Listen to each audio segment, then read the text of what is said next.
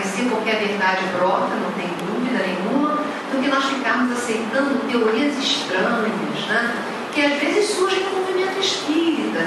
Vira e mexe, começam a surgir umas ideias estranhas, umas formas de procedimento diferentes. Aí a gente tem que avaliar, isso mesmo, não é? Está de acordo com a doutrina? Mas para nós avaliarmos, meus irmãos, nós precisamos conhecer a doutrina espírita, não é verdade?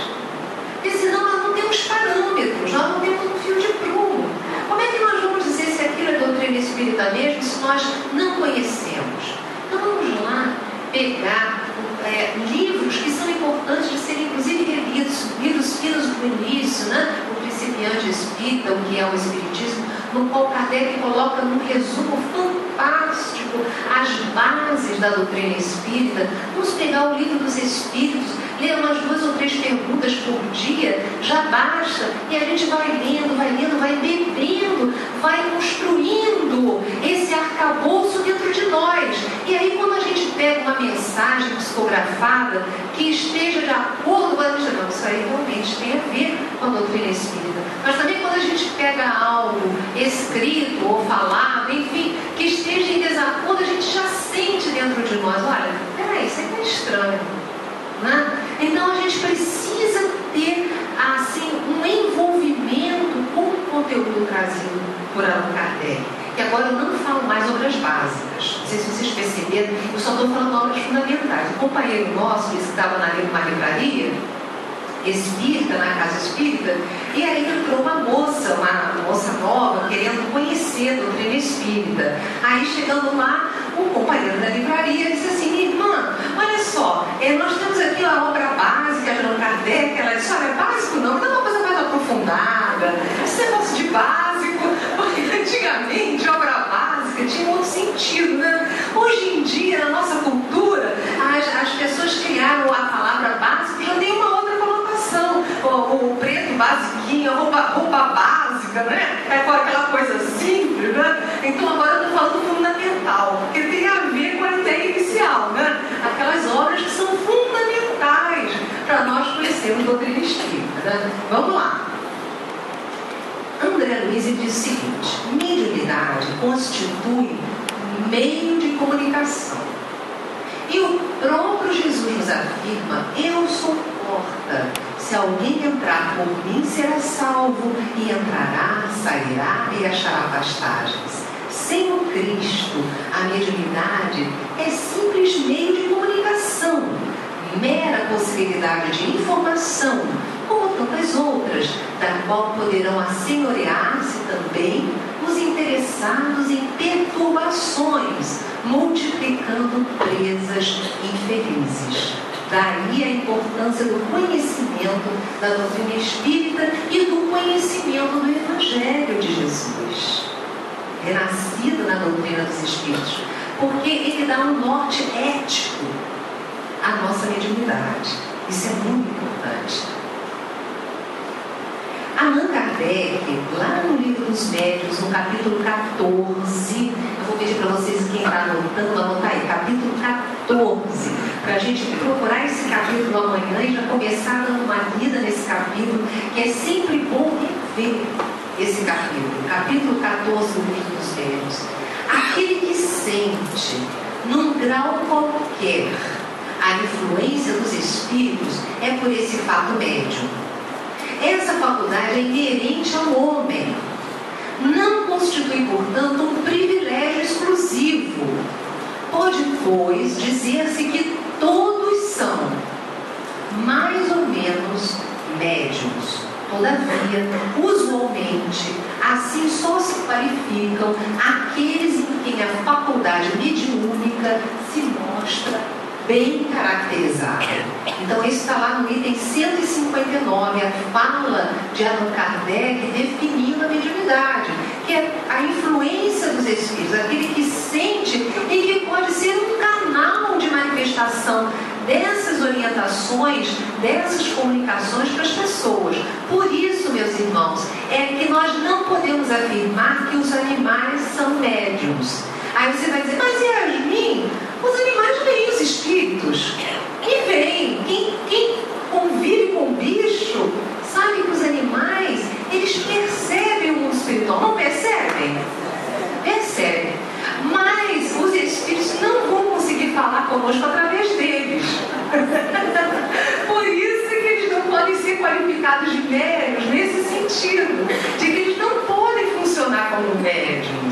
aquele médium é um canal através do qual os espíritos podem se comunicar. Então, eles não vão conseguir se comunicar conosco utilizando a linguagem canina, porque nós não vamos conseguir compreender. Mas que eles têm a capacidade de perceber os espíritos, eles têm.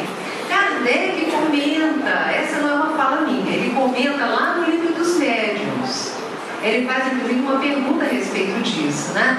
E ele estuda isso. Realmente, os animais eles percebem os espíritos, mas não, os espíritos eles não podem ser médios, ou seja, eles não podem ser o meio termo entre os espíritos e nós, né?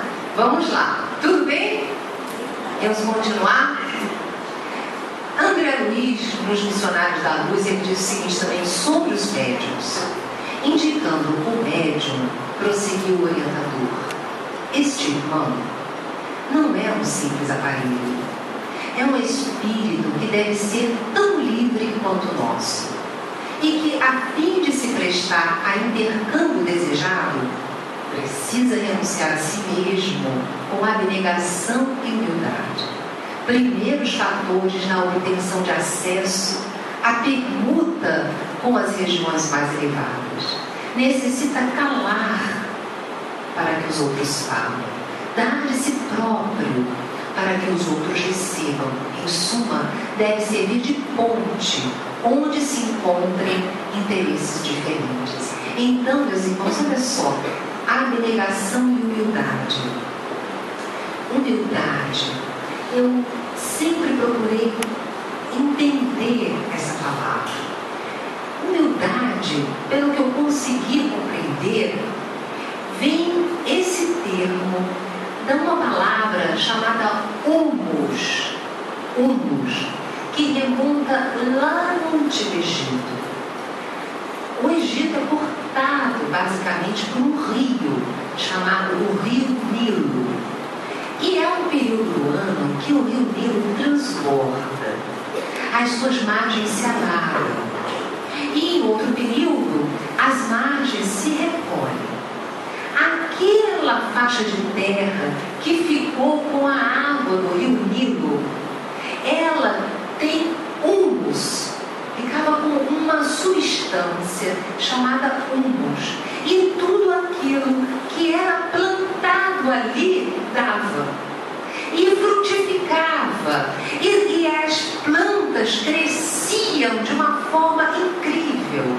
Então se começou a utilizar essa palavra humildade para dizer humildade é todo aquele onde a semente brota. Aquela pessoa que é destituída de vontade, de desejo de aparecer, de vaidade. Ela quer que as coisas brotem. Se for bom, ela vai estar ali. Então a pessoa humilde é aquela que sabe dizer: sim, isso eu sei fazer e posso ajudar. Ou então não, isso eu não sei fazer.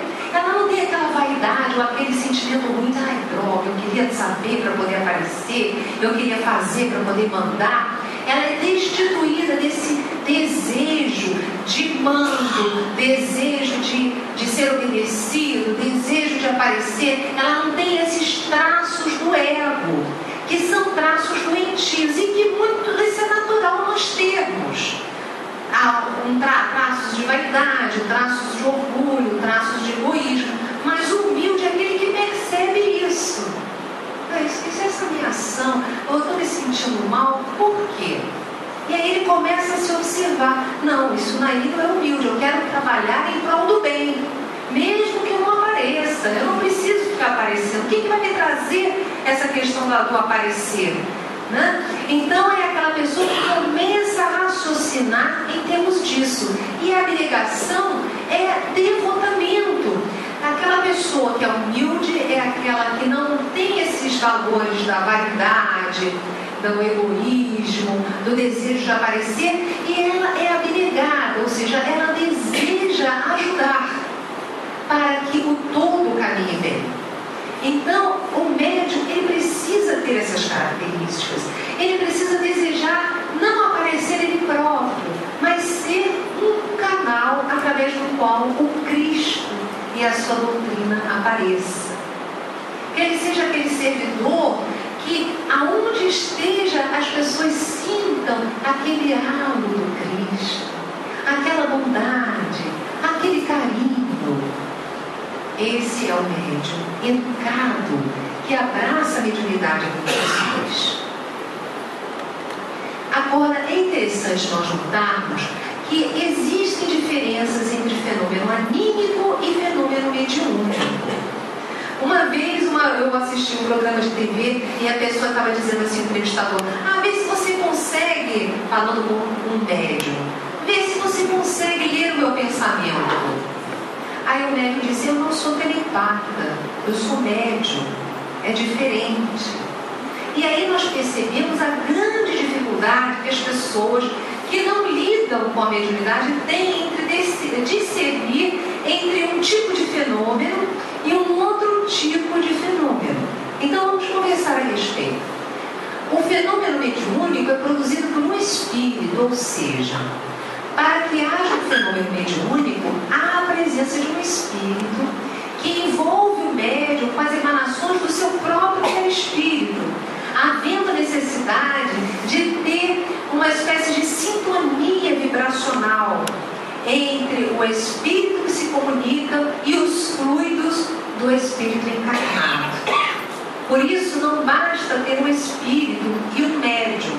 Para que aquele espírito consiga falar com um determinado médium, há necessidade de haver uma afinidade fluídica, nos explica Allan Kardec no livro dos médiuns. Por isso que a gente não consegue incorporar ou ver ou perceber qualquer espírito. Por que o espírito da minha avó não incorpora através de mim? Ou não fala através da médium tal? Porque há necessidade de haver uma combinação fluídica. E para essa combinação fluídica acontecer, há necessidade de haver afinidade. Então, para que haja fenômeno mediúnico, há a presença da espiritualidade que se utiliza das energias daquele médium, se utiliza daquele corpo para poder atuar. Aí é mediunidade. Agora, digamos, eu e Yasmin tem um potencial de psicocinesia, ou seja, eu consigo, através da minha mente, movimentar objetos sem tocar neles. Existem pessoas que fazem isso. Aquele tal do Uri Geller, alguém já ouviu falar do Uri Geller? Ele fazia isso com o pensamento, ele focava o pensamento, conduzia a energia e os objetos se movimentavam. Isso se chama psicocinesia. Mas não quer dizer que ele fosse médium, porque isso é um fenômeno anímico. Agora, é diferente se eu sou médium de efeitos físicos. Olha só, eu sou médium de efeitos físicos, eu dou uma substância que Charles Richer e outros estudiosos deram o nome de ectoplasma, chamavam de ectoplasma, até hoje chamamos, que é uma substância com um potencial muito sutil, porém viva, especial. E através dessa energia, os espíritos combinam-se com as energias deles e conseguem mexer o objeto. Aí é uma mediunidade de efeitos físicos. Olha que interessante.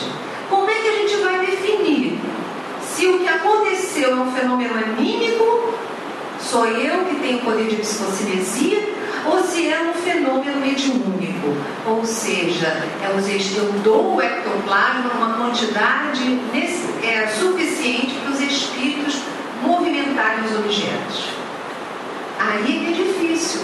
Por isso que precisa de uma observação para ver se é um caso de um médium de efeitos físicos ou apenas de uma pessoa que tem potencial de psicocinesia. Geralmente a psicocinesia ela depende da vontade da pessoa. Então, eu vou agora movimentar aquilo e eu consigo movimentar. Psicocinesia. Agora, para ser uma faculdade mediúnica, há necessidade de um espírito querer me ajudar nisso. Geralmente, as pessoas que são médiuns de efeitos físicos custam a se darem conta que tem esse tipo de mediunidade. Outro dia eu estava conversando com uma moça que ela dizia, meu Deus do céu, eu não tenho sorte, eu só alugo casa onde tem fantasma. Ela estava falando assim. Aí eu chego lá, 2, 3 dias, começa a ver um batimento de panela, a panela vai pro ar, e não sei o que, estoura coisa, eu não tenho só vou, ela não percebe que que doa fluidos, né? Então, esse é um caso muito comum de médium de efeitos físicos. Os médiums não se dão conta muitas vezes que tem essa faculdade. Tudo bem, gente? Posso prosseguir?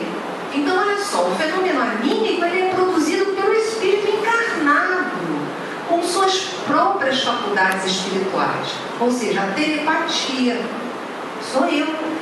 O telepata, ele consegue perceber o pensamento dos outros, né?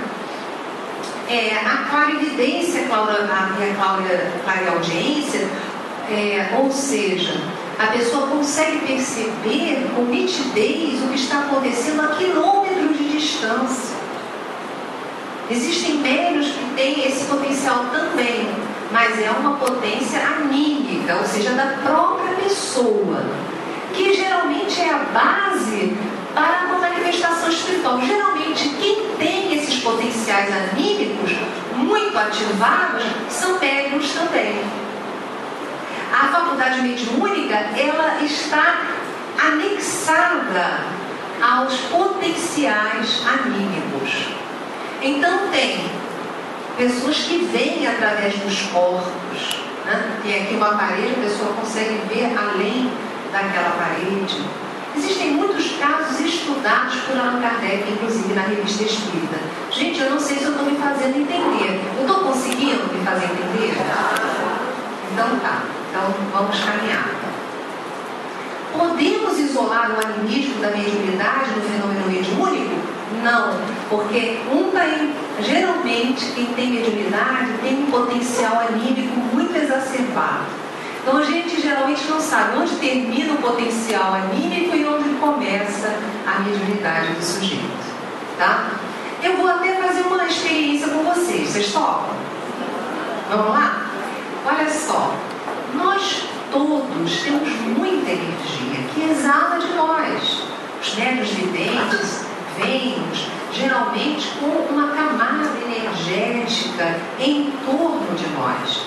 Essa camada energética, chamada de campo áurico, ela inclusive muda de cor na medida que nós mudamos os nossos pensamentos. Quando nós ficamos muito aflitos, ela fica com colorações em torno de laranja, avermelhadas. Quando nós estamos em oração, tranquilos, ela fica com uma luminosidade azulada, violeta, esverdeada. Então, o nosso campo magnético faz parte de nós. E ele termina geralmente aqui. Veio uma equipe de cientistas medir o campo energético do Chico Xavier na década de 60 e deu quilômetros. Eles foram lá com o aparelhinho piscava. Aí chegava um metro a mais, aí piscava. Aí continuava e foram, né? Quilômetros e mais quilômetros, aquilo piscando, comprovando a capacidade energética do nosso querido médium Chico Xavier. Bem, então eu vou pedir para que vocês comecem a fazer assim com as mãos, para sentirem a energia do campo magnético que está em torno de nós, que todos temos. Olha, quando a gente aproxima a mão, faz assim, devagarzinho, sem tocar, a gente começa a perceber que existe um campo eletromagnético. Todos nós temos, aproximando e distanciando as mãos, nesse movimento que eu estou fazendo.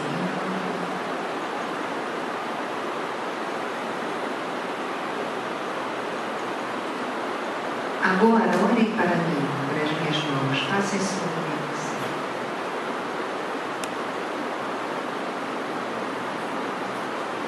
Alguns podem sentir as mãos ficarem um pouco quentes, outros podem sentir as mãos formigando, outros podem sentir como se tivesse um campo, algo entre as mãos. Vai percebendo do seu jeito. Vamos fazer assim agora, como se estivéssemos com uma bola de tênis nas mãos. vamos concentrando, focando a nossa atenção.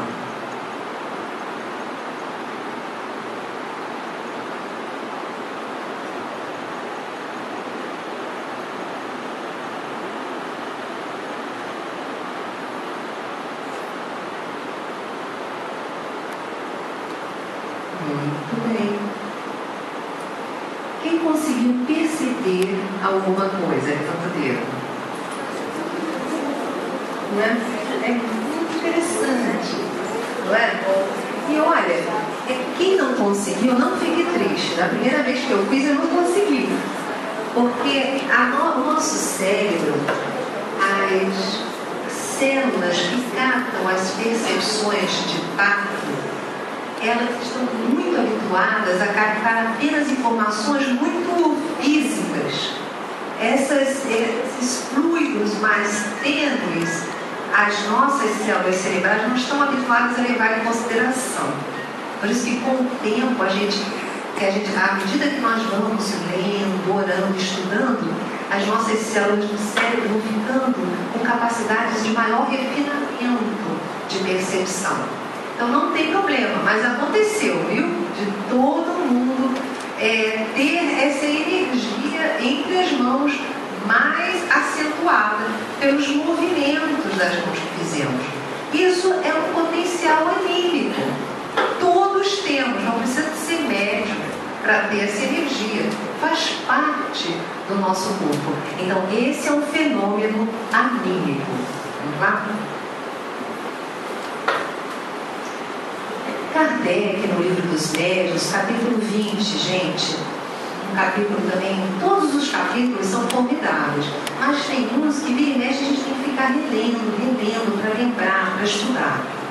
São variadíssimos os meios de comunicação, atuando sobre nossos órgãos e sobre todos os nossos sentidos, podem os espíritos manifestar-se à nossa visão, por meio das aparições, ao nosso tato, por impressões tangíveis, visíveis ou ocultas, à audição pelos ruídos, ao olfato por meio de odores sem causa conhecida. E aí vai, Kardec fez uma catalogação de tipos de mediunidade, porque a mediunidade e a realidade vai ao infinito, cada um tem um potencial meio diferente. Olha só, a própria psicografia. Tem médiuns que psicografam, que ficam, a psicografia fica com a caligrafia do espírito comunicante. Chico Xavier, ele tinha esse potencial. Era um potencial de psicografia aliado a um potencial de psicografia com a